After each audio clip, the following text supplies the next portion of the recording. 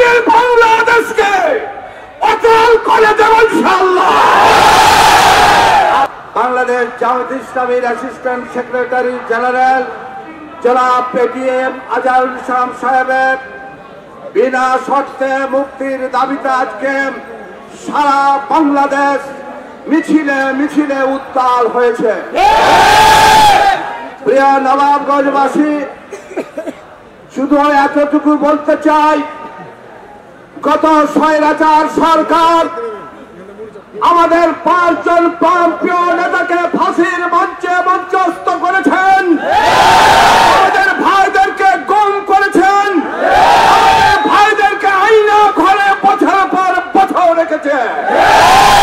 আমরা স্বৈরাচার আন্দোলন করতে গিয়ে ছাত্র জনতা আমাদের আন্দোলনে শরীক হয়ে তাদের আন্দোলনকে মহান রব্বুল আলামিন সফল করেছেন এবং ছাত্র আন্দোলনে যারা শরীক হয়েছেন তারা শহীদ হয়েছেন। তাদের জন্য আমরা শহীদ হিসেবে আল্লাহর কাছে কামনা করি। গুম করা হয়েছে, আহত করা হয়েছে, এরপরও আমরা আশা করেছিলাম জেলখানা থেকে আমাদের দায়িত্বশীলেরা মুক্ত হবে। দুঃখের সহিত বলতে হয়, বাবর সাহেব সাবেক হোম মিনিস্টার, সে মুক্ত হয়েছে। সাবেক শিল্পমন্ত্রী অ্যাডভোকেট আব্দুল সালাম তালুকদার কিন্তু সে মুক্ত হয়েছে। আমরা আশা করেছিলাম আমাদের দায়িত্বশীল মুক্ত হবে, কিন্তু ওই স্বৈরাচারের দোসররা এখনো বসে রয়েছে।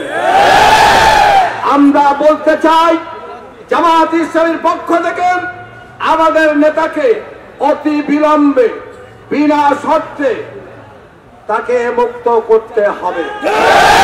মুক্ত যদি না করা হয়, আগামী দিন বাংলাদেশকে অচল করে দেব ইনশাআল্লাহ। আপনারা ভাববেন না আওয়ামী লীগ ভেবেছিল জামায়াত ইসলামীকে সাইজ করব, সাইজ করতে পারে না। নিজেই সাইজ হয়ে দিল্লি মামার বাড়িতে চলে গেছে, আবার আসার তাল করছেন। 32 নম্বর চলে গেছে, ঘর বাড়ি চলে গেছে। এটা রাজনৈতিক দলের প্রোগ্রাম নয়, ছাত্র জনতার প্রোগ্রাম।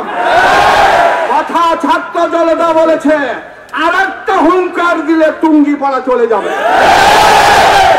প্রিয় ভাই আমার, তাই পরিশেষে আপনাদের কাছে বলতে চাই, আজকে ইউটিউবে মাঝে মাঝে দেখতে পাচ্ছি আওয়ামী লীগের ভাষায় 2-1 ভাই কথা বলছে।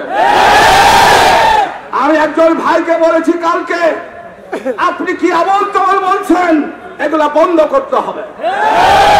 আমি আগামী দিনে বলতে চাই, এই ধরনের বক্তব্য যদি বন্ধ না করেন, দ্বিতীয় স্বৈরাচার হিসেবে আপনাদেরকে টেনে হেঁচে রাজপথে জনতা ছেড়ে দিবেন ইনশাআল্লাহ।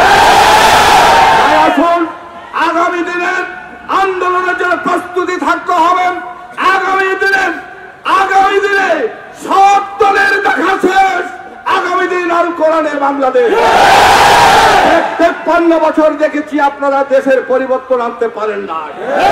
তাই আমরা আহ্বান রাখতে চাই, আগামী দিনের দল মত নির্বিশেষে বাংলাদেশের স্বাধীনতা, সার্বভৌমত্ব এবং গণতন্ত্রকে ফিরিয়ে আনতে হলে, বৈষম্য মুক্ত বাংলাদেশ করতে হলে একমাত্র গ্যারান্টি হচ্ছে আল্লাহর আইন এবং সৎ লোকের শাসন। আমার কথা শেষ করলাম। খোদা হাফেজ। বাংলাদেশ জিন্দাবাদ। আপনাদের সকলকে ধন্যবাদ। আসসালামু আলাইকুম ওয়া রাহমাতুল্লাহি ওয়া বারাকাতুহু।